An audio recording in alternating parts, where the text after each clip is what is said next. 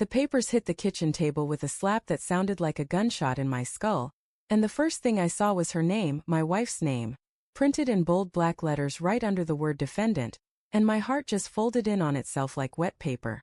I stood there frozen, coffee mug trembling in my hand, staring at the summons from the man I'd loved for 8 years, the man who used to leave me little notes in the fridge that said, "I still choose you every morning," and now he was choosing a courtroom instead.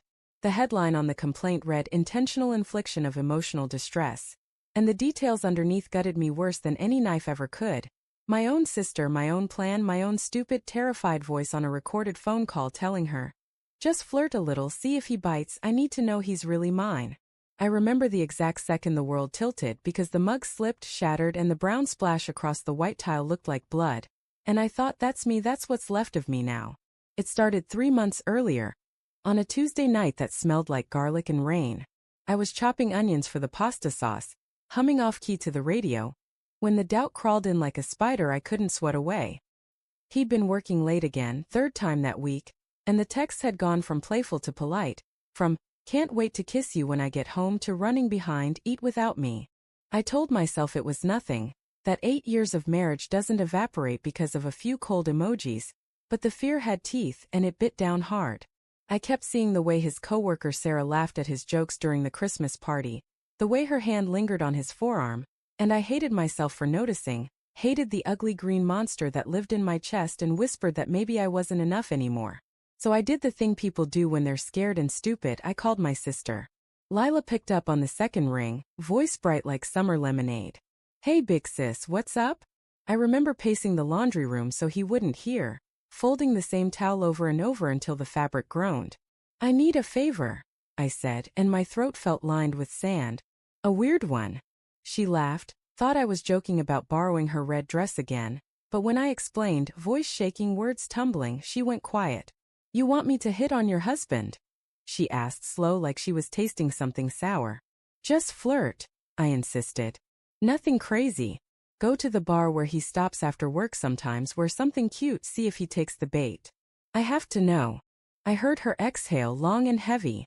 "This is a bad idea, Em. You're gonna regret it." But I begged, cried, promised it was just a test, that I'd never doubt him again if he passed. And eventually she said yes because she's my little sister and she's always cleaned up my messes. I didn't sleep that night. I lay beside him in the dark, listening to his steady breathing, watching the rise and fall of his chest under the sheet, and I felt like the worst kind of thief, stealing his peace to soothe my own paranoia. The next evening I kissed him goodbye at the door, told him I had book club, and then I sat in my car 3 blocks from O'Malley's pub, heart hammering so loud I could barely hear the engine. Lila texted a selfie. Red lipstick, hair curled, smile sharp enough to cut glass, and I wanted to vomit. 20 minutes later she sent a voice note. "He's here. At the bar. Ordered a whiskey neat. Wish me luck." I gripped the steering wheel until my knuckles went white, praying he'd ignore her, praying he'd shut it down fast, praying I was wrong about everything. The updates came in bursts. He smiled when I said hi. Then, asked what I was drinking, bought me a gin and tonic. Then worst of all, we're laughing about that time you tried to dye your hair blonde and it turned green. Each ping felt like a needle sliding under my skin. I kept telling myself it was harmless, that men flirt sometimes without meaning it, but when the final message arrived, he asked for my number, said we should hang out sometime when you're not around. The world went silent except for the blood roaring in my ears. I drove home on autopilot, tears blurring the streetlights into halos, and when he walked in an hour later smelling like bar smoke and someone else's perfume, I smiled through clenched teeth and asked how his night was. "Fine," he said, kissing my forehead. "Just blew off some steam." I nodded, swallowed the scream, and that night I slept on the couch because I couldn't stand the warmth of him next to me. The fallout was slow-motion catastrophe. I confronted Lila first. She cried, swore it was just talk, that he'd been tipsy and lonely, and she pushed harder than I asked because she wanted to prove he was trash so I'd leave him. "You wanted the truth," she sobbed. Well, there it is. I couldn't even be mad at her. The poison was mine. When I showed him the texts, the recordings, the whole ugly architecture of my insecurity, his face went through stages like seasons: confusion, recognition, rage, and then something colder like winter settling in his eyes. "You set me up," he whispered. You used your own sister to trap me. I begged forgiveness on my knees in the living room, snot and mascara streaking my cheeks, but he just looked at me like I was a stranger wearing his wife's skin.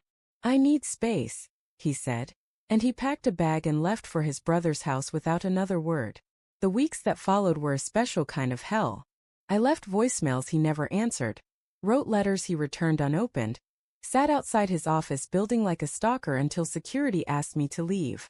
I kept replaying the moment he asked for Lila's number, trying to convince myself it was nothing, that 8 years outweighed one drunk mistake, but the doubt I'd planted had grown roots and choked everything else.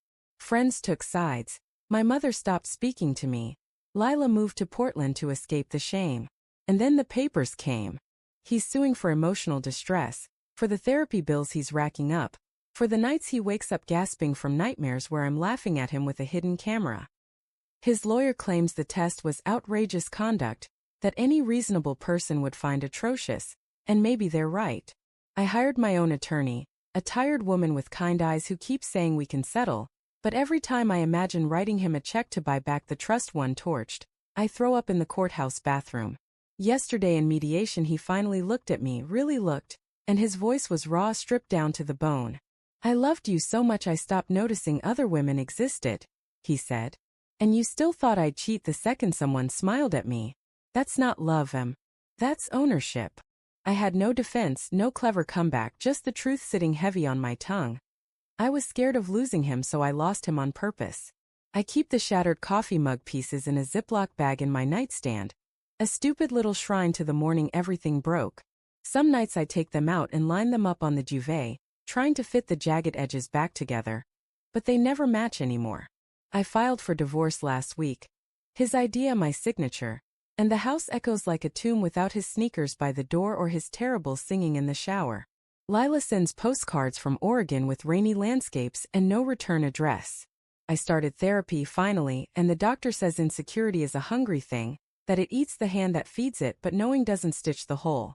I used to think loyalty was a switch you could flip on and off, something you could test like a smoke detector. Push the button, wait for the beep, sleep easy. But people aren't appliances. They're fragile, breathing things, and when you poke them hard enough to prove they won't break, sometimes they shatter just to spite you. I learned that the hard way, paid for it in alimony and sleepless nights and the hollow sound of my own name in an empty bedroom.